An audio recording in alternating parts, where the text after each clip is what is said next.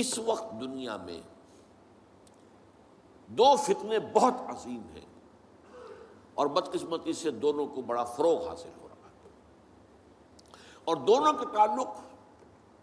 حضور صلی اللہ علیہ وسلم کی شخصیت سے۔ ایک ہے ختم نبوت کی مہر توڑنے والا فتنہ،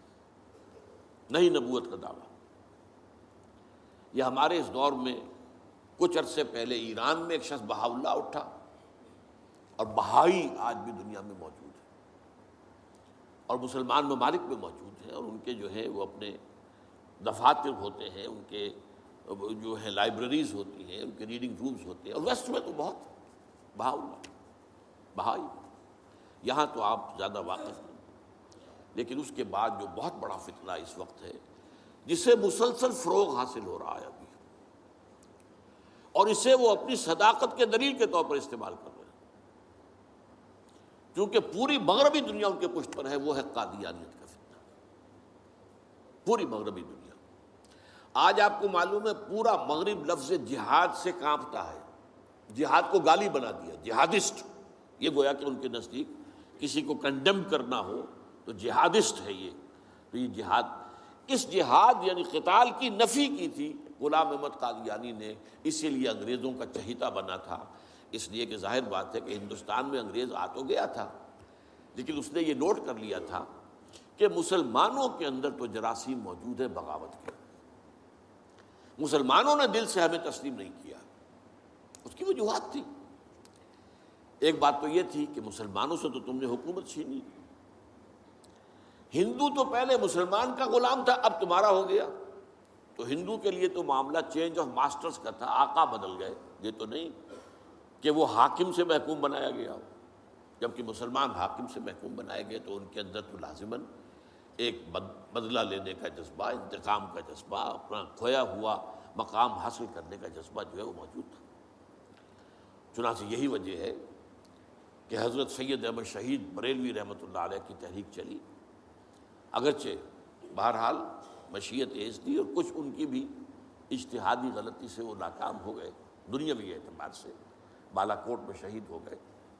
لیکن یہ ہے کہ اس نے ایک سور پھونک دیا تھا مسلمانوں کے اندر جہاد کا۔ ان کے بعد بھی طویل عرصے تک اس علاقے کے اندر انگریزوں کے خلاف جو ہے وہ جہاد جاری رہا ہے، مسلسل جاری رہا ہے، اور اس کے بعد آپ کو معلوم ہے کتنے ہی علماء تھے جو پھانسی چڑھائے گئے ہیں، جن کو جو ہے کالا پانی بھیجا گیا ہے کہ علماء نے اس کو جو ہے دارالحرب قرار دے دیا، اور دارالحرب کے اندر رہتے ہوئے مسلمان کے لیے فرض ہوتا ہے کہ وہ اس دارالحرب کو جو دارالاسلام بنانے کی جدوجہد کرے۔ یہی وجہ ہے کہ 20ویں صدی کے آغاز تک بھی ہمیں سراغ ملتا ہے وہ ریشمی رومال کی تحریک۔ میرے نزدیک جو 14ویں صدی ہجری کے جو مجدد تھے حضرت شیخ الہند رحمۃ اللہ علیہ اسیر مالٹا، ان کی ریشمی رومال تحریک جو تھی وہ یہی تھی، ایک تدبیر تھی، بہرحال وہ نہیں چلی، ناکام ہو گئی، یہ دوسری بات ہے۔ تدبیر یہ تھی کہ ادھر ترکوں سے کہا جائے اس وقت تک ابھی خلافت عثمانیت باقی تھی، یہ تو 1924 میں ختم ہوئی ہے، اور یہ میں بات کر رہا ہوں 1915 کی، کہ وہاں کسی کو بھیجا جائے کہ ادھر سے ترک جو ہے وہ حملہ آور و افواج آئیں، اور ادھر افغانستان بھیجا جائے کسی کو، وہاں سے افغانستان سے مسلمان حملہ کریں اور ادھر اندر سے ہم بغاوت کریں تو انگریز کو یہاں سے اٹھا کر پھینک دیں۔ لیکن بات جو تھی، پھر میں کہوں گا مشیت ایسی کا بھی معاملہ ہوتا ہے۔ حضرت شیخ الہند خود گئے تھے ترکی سے مدد لینے کے لیے، پہلے وہاں حجاز گئے، اس لیے کہ حجاز میں ابھی مدینہ منورہ میں ترک گورنر موجود تھا، ابھی جو ہے وہ شریف حسین جو تھا جس نے بغاوت کی تھی ترکوں کے خلاف، مکے پر تو اس کا قبضہ تھا، مدینے پر نہیں تھا، تو وہاں گورنر جو ہے ترکی کے خلافت عثمانیہ کے موجود تھے، ان سے ملاقات کی اور آگے جانے کا فیصلہ بھی تھا۔ لیکن اسی اثناء میں مخبری ہو گئی، اور شریف حسین والی مکہ نے، جس کی یہ نسل ابھی تک چل رہی ہے، یہ جو اردن کا بادشاہ بیٹھا ہوا ہے، یہ اسی کا پڑ پوتا سمجھ لیجئے، یا پڑ پوتا یا سگڑ پوتا، یہ وہ نسل ہے ہاشمی، ہاشمائٹ۔ تو اس نے حضرت شیخ الہند کو گرفتار کر کے اور چاندی کی تشتری میں رکھ کر انگریز کو پیش کر دیا، یہ آپ کا باغی یہاں پر آ کر اور آپ کے خلاف سازشیں کر رہا ہے۔ اور دیکھیے انگریز انہیں کہاں لے گیا، مالٹا، میڈیٹرینین سی کا ایک جزیرہ، بحیرہ روم کا، آخر ہندوستان میں بھی تو واپس لا سکتا تھا، ہندوستان کی کسی جیل میں نہیں۔ اقبال کے نفس سے ہے لالے کی آگ تیز، ایسے غزل سرا کو چمن سے نکال دو، تو وہاں رکھا ہے انہیں 4 سال وہاں پر وہ، اور ٹی وی جو ہے وہ اپنی آخری حد کو پہنچی ہے تو چھوڑا ہے کہ ہماری اگر قید کے اندر یہ انتقال ہو گیا ان کا تو پھر طوفان اٹھ جائے گا۔ تو ایک فتنہ تو یہ ہے جو ختم نبوت کا، چونکہ اس قتال کے خلاف فتویٰ دیا تھا، دین کے لیے حرام ہے اب دوستو قتال، قتال فی سبیل اللہ ختم ہو گیا، لہذا انگریزوں نے ان کا چہیتا بنا، ان کے فتنے، آج بھی پورا ویسٹ جو ہے، یورپ میں، امریکہ میں، انگلینڈ میں آج کل ان کا مرکز ہے، اور ان کے خطبے جو ہیں اس کے امام جو کہلاتا ہے خلیفہ، وہ آپ کو معلوم ہے کہ وہ سیٹلائٹس کے اوپر جو ہے وہ نشر ہوتا ہے۔ دوسرا فتنہ جو ہے جو اپنی تاثیر کے اعتبار سے اس پہلو سے اس سے بھی زیادہ خطرناک ہے کہ وہ زیادہ پھیل رہا ہے اور اس کا ادراک اور احساس نہیں ہے۔ ختم نبوت کا معاملہ تو ایسا ہے جو اتنا واضح ہے، کسی کا نبوت کا دعویٰ کرنا اتنا واضح ہے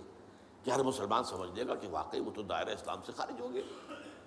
اور جو اسے مانے وہ دائرہ اسلام سے خارج۔ چنانچہ یہ فیصلہ جو ہے ہمارے ہاں آپ کو معلوم ہے سرکاری سطح پر، حکومتی سطح پر، ریاست کی سطح پر، پارلیمنٹ نے طے کیا کہ قادیانی خواہ وہ ربوائی ہے اصل قادیانی، خواہ وہ لاہوری ہے جو لاہوری احمدی اپنے آپ کو کہتے ہیں، وہ دونوں دائرہ اسلام سے خارج ہیں۔ لیکن یہ دوسرا فتنہ وہ ہے کہ جو اندر ہی اندر جیسے دیمک جو ہے لکڑی کو کھا جاتی ہے، ان کا یہ فتنہ ہے انکار حدیث کا فتنہ۔ قرآن مانیں گے، قرآن کو سمجھیں گے، حدیث ہاں ٹھیک ہے، حدیث اپنی جگہ ہے، اس میں اخلاقی تعلیمات جو ہیں ان کو ہم سر سے سینے سے لگائیں گے، لیکن مطاع جو ہے حضور کی ذات صرف اپنے زمانے کے لیے تھی، بات کے لیے نہیں۔ میں نے جو آج آپ کو آیات سنائی تھی، قل اطیعوا اللہ واطیعوا الرسول، اے نبی کہہ دیجئے اطاعت کرو اللہ کی اور اطاعت کرو رسول کی صلی اللہ علیہ وسلم۔ فَإِن تَوَلَّوْا، پھر اے نبی اگر یہ پیٹھ موڑ لے، فَإِنَّمَا عَلَيْهِ مَا حُمِّلَ وَعَلَيْكُمْ مَا حُمِّلْتُمْ، تو ان سے کہہ دیجئے، انہیں یہ بات بتا دیجئے کہ جو ذمہ داری ہم نے ڈالی اپنے رسول پر وہ اسی کے مسئول ہوں گے، جو ذمہ داری تم پر پڑی ہے اس کے مسئول تم ہوگے۔ وَإِن تُطِيعُوهُ تَهْتَدُوا، اور اگر تم ان کی اطاعت کرو گے تبھی تم ہدایت پر ہوگے۔ دوسرا سورۃ تغابن کی آیت میں نے آپ کو سنائی تھی، وَأَطِيعُوا اللَّهَ وَأَطِيعُوا الرَّسُولَ فَإِن تَوَلَّيْتُمْ فَإِنَّمَا عَلَىٰ رَسُولِنَا الْبَلَاغُ الْمُبِينُ، اطاعت کرو اللہ کی، اطاعت کرو رسول کی صلی اللہ علیہ وسلم۔ پھر اگر تم نے پیٹھ موڑ لی تو جان لو کہ ہمارے رسول پر تو صرف پہنچا دینے کی ذمہ داری تھی، آگے تم مسئول ہو کہ تم تک جو پہنچا دیا گیا تھا پیغام تم نے اسے قبول کیوں نہیں کیا۔ یہ جو اطاعت رسول ہے یہ دائمی ہے، یہ ایسا نہیں ہے کہ صرف حضور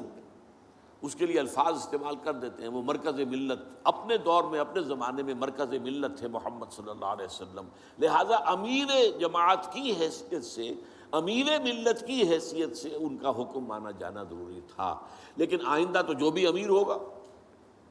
جو بھی مرکز ملت ہوگا، جو بھی حکومت بنے گی،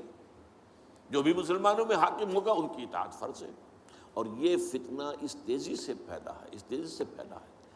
اس لیے کہ شریعت کی بہت سی پابندیاں ان لوگوں نے اسی حوالے سے حدیث کو اٹھا کر پھینک دیا۔ پردہ کوئی شے نہیں ہے، کوئی خاص شے نہیں ہے، پردہ جو ہے یہ تو ایک خاص دور کا کلچر تھا بس۔ اب قرآن مجید کی آیات کی جو ہے وہ غلط تعویلیں کر رہے ہیں، ترجمے غلط کر رہے ہیں۔ اب عام آدمی جو ہے، عام جدید تعلیم یافتہ آدمی جو ہے، اسے کہاں عربی کا پتہ ہے، وہ اسے کہاں پتہ چلتا ہے کہ یہ جو آیت کا ترجمہ کیا جا رہا ہے یہ غلط کیا جا رہا ہے، ٹیڑھا کیا جا رہا ہے۔ یہی آیات کے ترجمے میں تحریف قادیانیوں نے کی ہے۔ ان کا ایک عام مبلغ اور ان کے زیر اثر کوئی شخص آئے آپ سے بات کرے، آپ ہکا بکا رہ جائیں گے، وہ آیتوں پر آیتیں پیش کرے گا لیکن ترجمے اس کے غلط کر رہے ہیں۔ آخر وہی آیتیں ہیں جو 1400 برس تھے مسلمان جو ہیں صحابہ سے لے کر اور ہمارے دور تک علماء پڑھتے آئے ہیں، ان کا ترجمہ انہوں نے کیا۔ تو یہاں پر بھی یہ ہے کہ وہ تعویلیں غلط کرتے ہیں، اور ایسی ایسی تعویلیں کہ ذرا سے بھی عقل اگر ہوتا کیا ہے، انسان کی مت ماری جاتی ہے۔ کسی خاص معاملے میں آپ کسی شخص سے متاثر ہو گئے، اب اس کی ہر بات آپ قبول کرتے جائیں گے، اس پر جو ہے تنقیدی نگاہ نہیں ڈالیں گے، یہ کمزوری ہے۔ چنانچہ ایسی ایسی تعویلیں بھی ہیں کہ یہ قرآن مجید میں جو آیا ہے کہ چور مرد ہو یا عورت ہو ہاتھ کاٹ دیے جائیں، اس کا مطلب ہاتھ کاٹنا نہیں ہے، تو مولویوں نے خام کا غلط بات سمجھی ہے، تو بڑا وحشیانہ فعل ہے۔ اس کا مطلب یہ ہے ہاتھ کاٹ دو، جیسے کہ کبھی والدین کہتے ہیں اپنے بیٹے بیٹے تم نے تو ہمارے ہاتھ کاٹ دیے، یعنی کوئی معاملہ ایسا ہے کہ تم نے ایسی بات کر دی ہے کہ اب ہمارے پاس کچھ نہیں رہا، کوئی چارہ کاری نہیں، تو گویا کہ تم نے ہمارے ہاتھ کاٹ دیے۔ تو ایسا معاشرہ پیدا کر دو کہ چوری کی ضرورت ہی نہ ہو، بس یہ ہے ہاتھ کاٹ دینا، معاذ اللہ۔ حالانکہ قرآن مجید اس کے بعد کہتا ہے جزاء لما کسبا نکالا من اللہ، یہ جو سزا ہے اللہ کی طرف سے اور ان کے کیے کا کرتوت کا بدلہ ہے، یہ بات کہی جا رہی ہے۔ تو یہ جو ہے ایسا نظام قائم کر دینا، یہ کوئی سزا ہے؟ یہ کوئی عبرت کی بات ہے؟ یہ تو بہت اچھی بات ہے۔ لیکن یہ کہ وہ لوگ جو پرویز غلام احمد پرویز، عجیب بات یہ ہے کہ پنجاب نے یہ دو غلام احمد پیدا کیے، غلام احمد قادیانی، غلام احمد پرویز، ایک نے مہر ختم نبوت کو توڑا اور ایک نے حدیث کے بارے میں اور مستقل طور پر سنت رسول کو شریعت کے بنیاد ہونے کی حیثیت سے چیلنج کر دیا۔ اور یہ فتنہ میں آپ سے عرض کر رہا ہوں، آج چونکہ جیسے قادیانیوں کو پوری مغرب کی سپورٹ ہے، ایسے اس فتنے کو بھی، کیونکہ وہ کلیش آف سویلائزیشن میں اسلامی تہذیب کو ختم کرنے کے درپے ہو گئے ہیں، اور اسلامی تہذیب کا اور شریعت کا دار و مدار اکثر و بیشتر تو حدیث پر ہے، سنت پر ہے،